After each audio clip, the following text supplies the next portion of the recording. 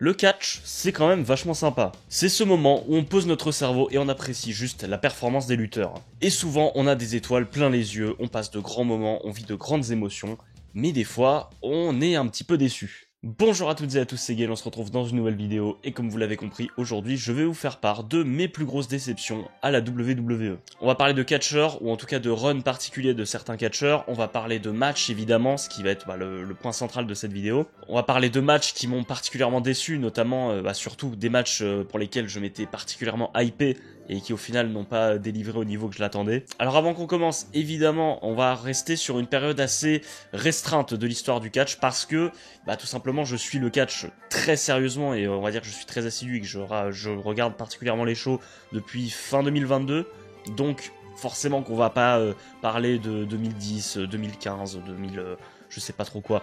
Enfin j'aurais pu parler un peu de 2015 parce que je suivais de loin mais j'étais jeune et pas forcément très objectif et très conscient de tout ce qui se passait. J'ai hésité à parler par exemple du match entre Roman Reigns et Brock Lesnar à WrestleMania 31 parce qu'à l'époque j'étais dévasté que Roman Reigns ne soit pas ressorti avec le titre. Donc là il va être question de fin 2022 jusqu'à plus ou moins aujourd'hui. Bref, et avant de rentrer dans le vif du sujet, on va toucher deux mots évidemment sur la vague de licenciements qui a eu lieu hier soir au moment où je tourne, on est samedi. Voilà, il y a encore eu des catcheurs et des catcheuses surtout malheureusement de renvoyer. Déjà le premier que j'ai vu passer et qui m'a énormément surpris c'est Braun Strowman. Le gars a eu des programmes vraiment intéressants dernièrement, que ce soit avec Jacob Fatu, avec Bronson Reed. Il y avait quelque chose avec Braun Strowman. Il était, comme l'a dit Karrion Kross, le bon soldat qui se donnait pour mettre en avant les autres, qui avait quand même une certaine aura, un certain star power. Et voilà, il est renvoyé. Et c'est vrai, voilà, j'ai parlé de Karrion Kross, mais cette fameuse sortie qu'il a eue juste après WrestleMania, il me semble, où il s'est lâché vraiment. Tout résonne d'autant plus avec tous ses renvois. Et on a eu par la suite, évidemment, Dakota Kai, qui a suscité peut-être celle qui a suscité le plus de réactions dans cette vague de licenciements parce que elle avait tout pour réussir à la WWE et on lui a pas donné les opportunités qu'il fallait, alors que pourtant ça aurait tellement pu marcher quoi. Il y avait Damage Control qui était sur une bonne lancée et voilà, on lui a pas donné sa chance. Et il y a eu plein d'autres catcheuses qui ont été renvoyées. On a eu Shayna Baszler qui a toujours été un projet plutôt ambitieux pour la WWE depuis quelques années et plus ou moins depuis l'arrivée de Triple H en fin de compte ça a vraiment chuté très lourdement pour au final voilà, on est arrivé à ce licenciement, c'est vraiment dommage. On a eu Cora Jade aussi. Alors je vais pas être le plus pertinent en parlant de Cora Jade parce que je regarde pas de fou NXT, je dois vous avouer, mais il me semblait que ça avait l'air d'être un gros projet du côté d'NXT, donc je suis très surpris de voir que ça se finisse comme ça aussi.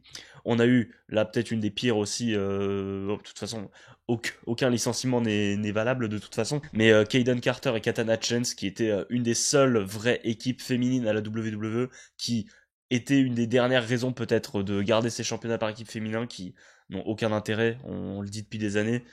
Mais là, c'est quand même assez terrible de les renvoyer alors que pourtant in-ring, elles faisaient des très belles choses. Et elles auraient pu être les porte-étendards d'une division par équipe féminine qui a besoin de vraies équipes plutôt que de juste faire des équipes au hasard. C'est vraiment dommage, très regrettable. Et on a eu ensuite Jakara Jackson aussi du côté d'NXT, Gigi Dolin. Il y en a eu encore quelques autres, mais je vous avoue que je maîtrise pas tout. Il me semble qu'il y a le clan Gallius, je sais pas comment on prononce, qui a été licencié aussi. Voilà, c'est terrible. C'est quand même assez fou de faire des coupures budgétaires. Déjà de base c'est compliqué. On sait qu'il y a eu aussi des membres du staff qui ont été renvoyés. Mais voilà, quand t'as une entreprise qui fait autant d'argent et se permet de faire des coupures budgétaires, d'autant plus avec des catcheurs et catcheuses qui avaient du temps à l'écran, qui avaient beaucoup de potentiel. Je pense surtout à Braun Strowman, Dakota Kai. Il me semble que Gigi Dolin aussi était pas mal à l'écran dernièrement du côté d'NXT, mais là faudra me corriger.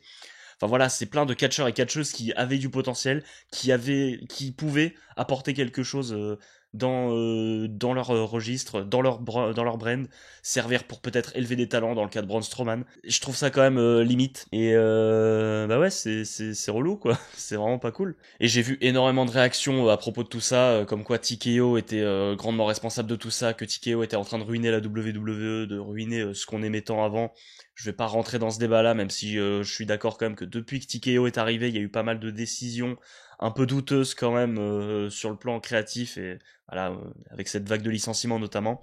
Je sais pas honnêtement si TKO est l'unique responsable de tout ça. En tout cas, ce qui est quand même assez terrible, c'est que de voir autant de catcheuses renvoyées, alors que il y en a certaines qui avaient le talent pour aller vers les sommets. Alors bien sûr, la porte ne se ferme pas définitivement. Je serais pas étonné que des catcheuses comme Dakota Kai, peut-être Gigi Dolin ou toutes celles qu'on a citées finalement se fassent un nom à l'extérieur de la WWE et reviennent pour remontrer qui elles sont, et je leur souhaite de tout cœur. Braun Strowman, ça me déçoit beaucoup aussi, parce que voilà, on peut ne pas aimer les géants, parce que voilà, le style de catch est peut-être un peu sloppy, on s'amuse pas forcément, mais quand même Braun Strowman, il faisait le taf, il se sacrifiait, il était un bon soldat, comme l'a dit Karrion Kross, et voilà où ça mène d'être un bon soldat. Enfin bon, je pense qu'on a assez parlé de tout ça, il va être temps qu'on rentre dans le vif du sujet aujourd'hui. Et avant qu'on commence, évidemment, je vous invite à mettre un petit like à la vidéo si vous passez un bon moment. N'hésitez pas à me faire part de vos déceptions à vous dans les commentaires. Et bien sûr, abonnez-vous pour ne pas rater les prochaines vidéos, les lives. On est en train de reprendre un rythme de live,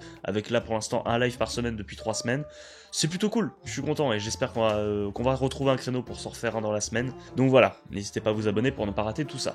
Et maintenant, on va se plonger dans le sujet. Comme je l'ai dit, ça va être un peu de tout. Et on va rester quand même dans une période entre fin 2022 et du coup jusqu'à aujourd'hui. Et on va commencer avec Austin Theory en 2022 au global. 2022, même 2023, parce que déjà on a eu cette victoire au Money in the Bank ladder match qui aurait pu le propulser, même si voilà, il arrive en tant que Mr. Money in the Bank dans une période très compliquée où t'as un Roman Reigns qui est intouchable, qui tient les 2 ceintures en otage. On savait déjà pertinemment que Austin Theory n'allait pas détrôner Roman Reigns avec la mallette. Et du coup, qu'est-ce qui s'est passé avec cette mallette? Et il est allé cash-in pour le championnat des États-Unis de Seth Rollins. Il me semble que c'était encore Seth Rollins qui était champion. On avait eu ce petit triangle amoureux avec Bobby Lashley en plus. Et encore bon, qui cash in sur le titre des États-Unis, pourquoi pas quoi. J'ai envie de te dire, voilà, les championnats du monde sont pris en otage, ça semble bloqué en haut de la carte. Autant aller essayer quand même de rendre ce truc utile.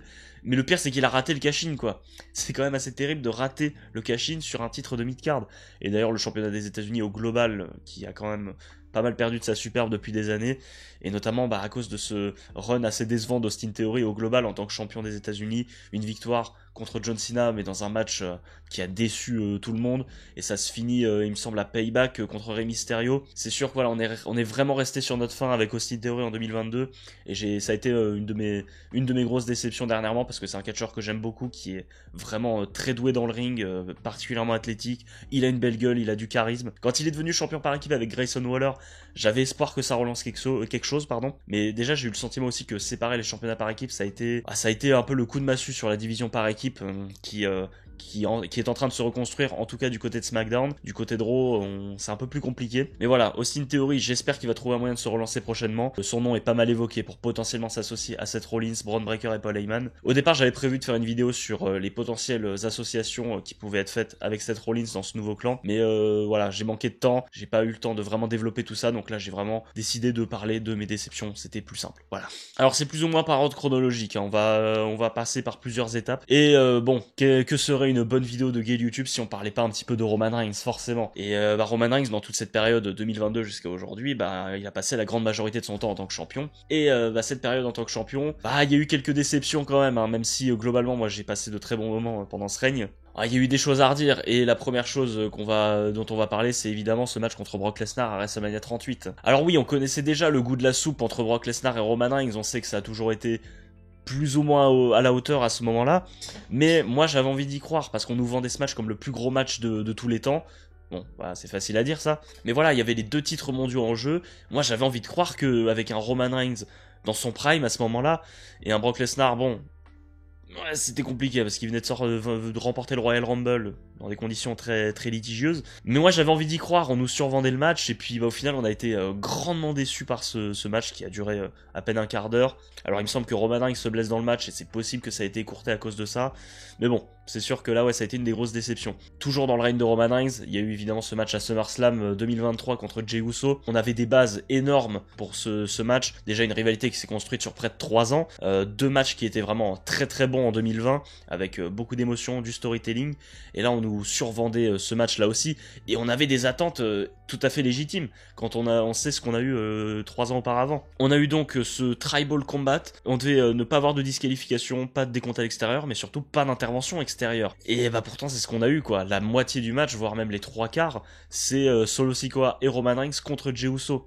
Et à la fin on a ce turn de Jimmy Uso qui fait un peu débat. Voilà, c'était une des grosses déceptions aussi de 2023, même si personnellement j'avais pas passé un mauvais moment devant le match, mais c'était clairement pas ce qu'on attendait. Clairement pas. Toujours dans le règne de Roman Reigns, on est un peu plus tard en 2023 et c'est le match contre LA Knight à Crown Jewel. Honnêtement, c'était un match que j'attendais beaucoup aussi, qui avait eu un build-up vraiment intéressant. LA Knight qui, même si on n'y croyait pas trop, on a tout donné pour nous faire croire qu'il pouvait battre Roman Reigns. Il était vraiment à son prime, à son pic en termes de popularité. Et le match, j'ai pas souvenir d'un mauvais match en soi, mais je me rappelle que je restais un peu sur ma faim à la fin de la rencontre. Je m'attendais à ce qu'il y ait un peu plus, que ça dure plus longtemps. Ouais, il a manqué quelque chose pour moi dans cette rencontre. Ouais, c'est pour ça que j'ai été un petit peu déçu.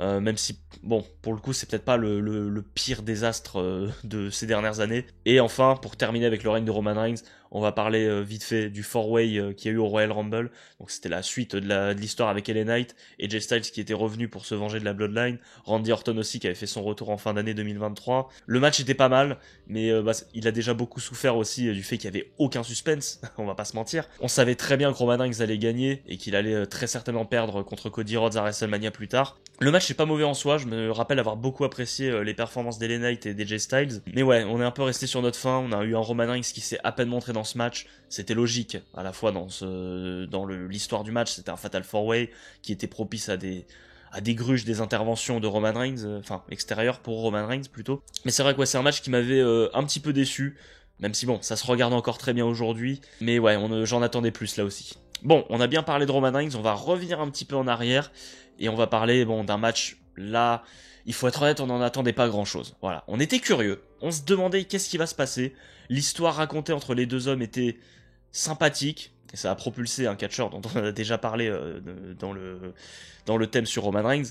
Je parle du Pitch Black match du Royal Rumble 2023 entre Bray Wyatt et LA Knight. Voilà, l'histoire était sympathique et c'est la storyline qui a propulsé LA Knight au rang où il a été pendant le reste de l'année 2023. Et voilà, on avait cette annonce d'un match dans le noir.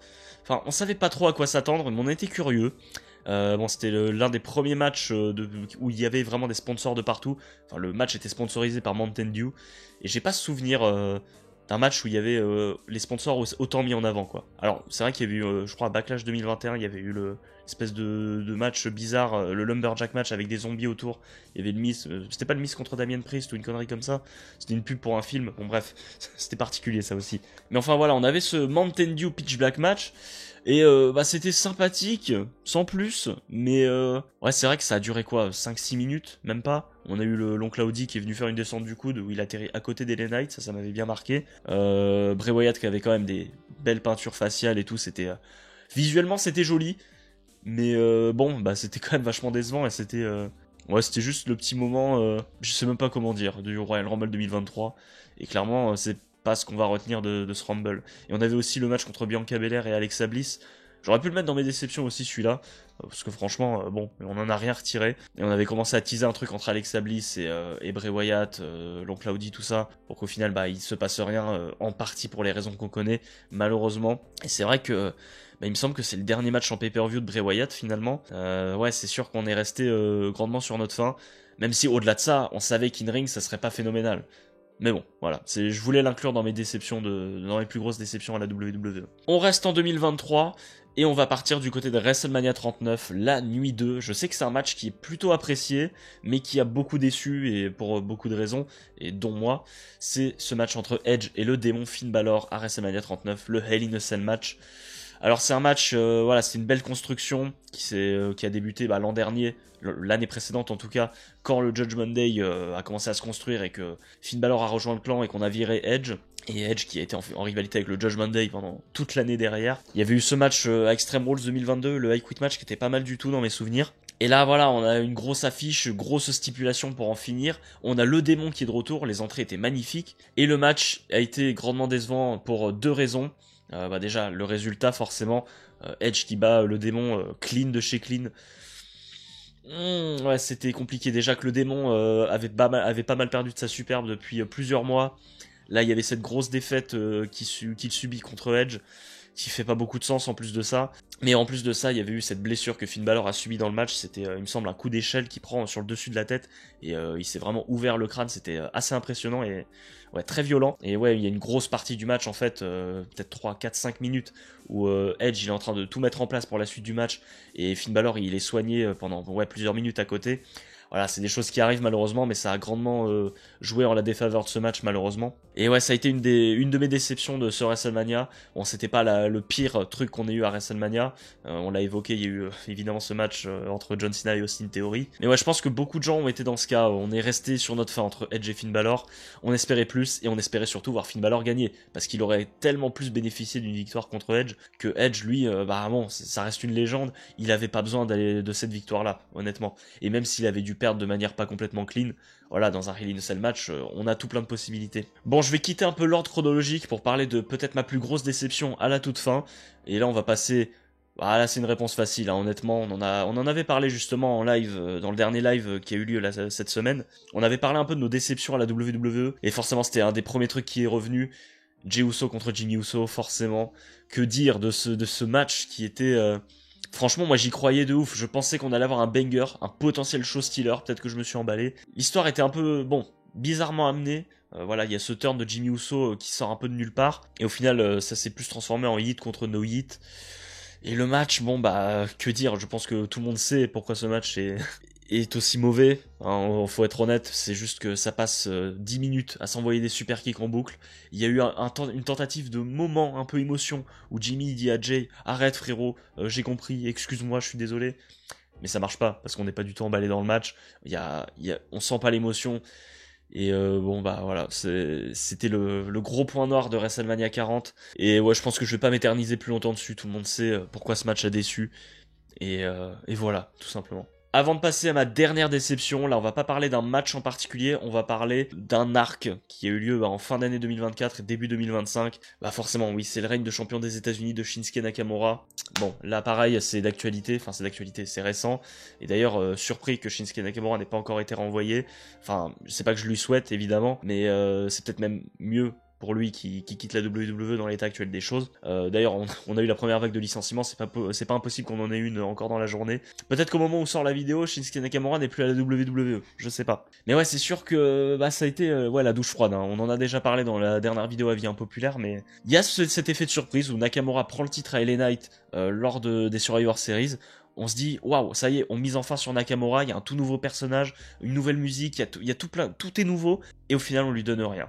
Aucun programme pertinent, il a eu que 2 défenses de titre je crois, pour au final perdre à Barcelone contre LA Knight. Ouais, ça a été un gros pétard mouillé malheureusement, le règne de Shinsuke Nakamura, et je sais pas ce qui fait que ça marche pas. Est-ce que la WWE ne lui fait pas confiance? Est-ce que tout simplement il y a cette barrière de la langue qui fait qu'on ne peut pas écrire d'histoire de manière efficace avec Shinsuke Nakamura? Parce que voilà, comme je l'ai dit, il faut du dialogue entre Nakamura et ses adversaires. Mais le truc c'est que Nakamura il parle très peu anglais.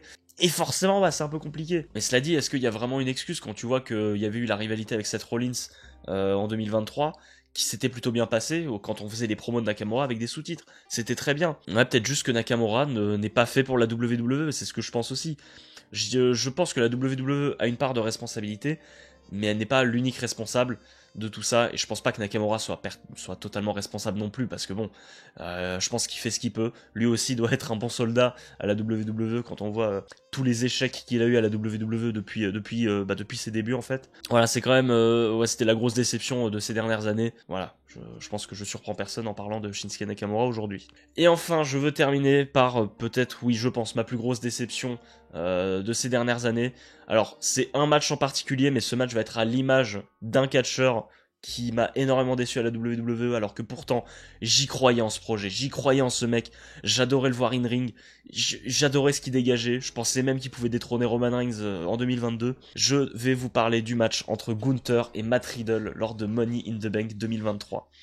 Matt Riddle, ça a été il y avait un vrai délire autour de lui, notamment en 2022 quand il s'associe à Randy Orton. Enfin, ils se sont associés un an avant, mais c'est une équipe qui a duré longtemps et jusqu'à la blessure de Randy Orton malheureusement lors du match d'unification des titres par équipe. Et j'y croyais à Matt Riddle. Il y avait cette rivalité avec la Bloodline, le match contre Roman Reigns à SummerSlam à SmackDown pardon, c'était juste avant SummerSlam, qui était super, vraiment trop bien. Après, il a eu une rivalité avec Seth Rollins qui était vraiment cool aussi, où t'as eu 2 superbes matchs à Clash at the Castle et à Extreme Rules. Le match de Clash at the Castle d'ailleurs qui, si je faisais des vidéos sur le catch à l'époque, aurait certainement été dans mon top 10 de mes matchs de l'année, tellement c'était bien. Tu ressentais l'animosité entre les deux, c'est vraiment, c'était une superbe rivalité. Et t'as eu le Fight Pit aussi, une stipulation assez inédite à la WWE lors d'Extreme Rules, c'était très sympathique aussi. Et c'est vrai que déjà à partir du moment où Randy Orton a été blessé, ça a été petit à petit la descente de Matt Riddle. Et voilà, il y a eu la défaite contre Roman Reigns, la rivalité avec Seth Rollins, et après ça, on est bien redescendu. Et là pour le coup, je pense pas que la WWE soit à blâmer, parce que il a eu les opportunités, il a participé à des Money in the Bank ladder match, il a eu des matchs de championnat du monde,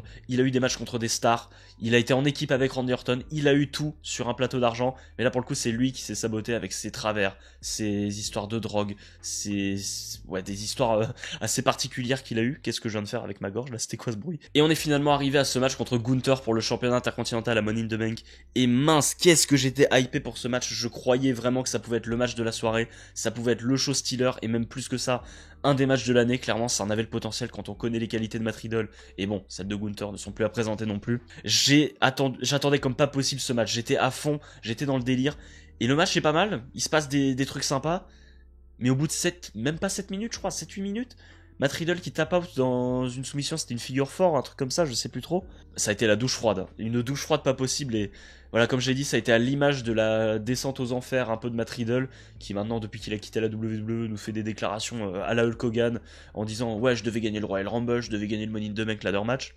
Je pense qu'il a été dans les plans pour gagner ces matchs-là, mais je pense que les gens se rendaient compte aussi du personnage que c'était backstage. Et voilà, je pense que je voulais garder ça à la fin parce que c'est peut-être ma plus grosse déception de ces dernières années, Matt Riddle, parce que bordel, qu'est-ce que je l'aimais. Qu'est-ce que j'adorais le voir dans le ring. Il dégageait une sympathie, il dégageait quelque chose. L'association avec Orton, c'était trop bien. Et ouais, il a tout fait capoter, quoi. C'est trop dommage. On sait très bien qu'il aurait pas battu Gunther, mais si on leur avait donné plus de temps, quel match ça aurait pu être. Ça aurait été incroyable. Mais voilà, je pense que ça vient bien conclure cette vidéo sur mes déceptions à la WWE. Bon voilà, c'était une vidéo très personnelle, ça va être vraiment mon pur ressenti, et peut-être qu'il y a certains de ces matchs que vous avez adorés, et ce que je peux tout à fait comprendre, ou certaines de ces histoires, certains de ces runs que vous avez appréciés. Mais quoi qu'il en soit, n'hésitez pas à me donner vos retours dans les commentaires, à me donner vos plus grandes déceptions en tant que fan de catch, et vu que certains d'entre vous suivent assidûment depuis plus longtemps, et ben on va pouvoir avoir plus d'éléments, plus d'histoires. Je me doute que des histoires comme celle de la Nexus vont revenir, évidemment le match entre Randy Orton et Triple H à WrestleMania 25, je me doute qu'il va y avoir des choses comme ça qui peuvent revenir, mais en tout cas je suis très curieux de connaître vos avis à vous. Si vous avez passé un bon moment, likez la vidéo, peut-être qu'on fera un nouvel épisode plus tard, quand j'aurai réfléchi à d'autres déceptions, ou peut-être les déceptions qui vont avoir lieu cette année, hein. J'aurais pu parler de John Cena contre Cody Rhodes, forcément, mais enfin quoi qu'il en soit, n'hésitez pas à vous abonner pour ne pas rater les prochaines vidéos, et sur ce, je vous dis au revoir, et à la prochaine pour plus de catch.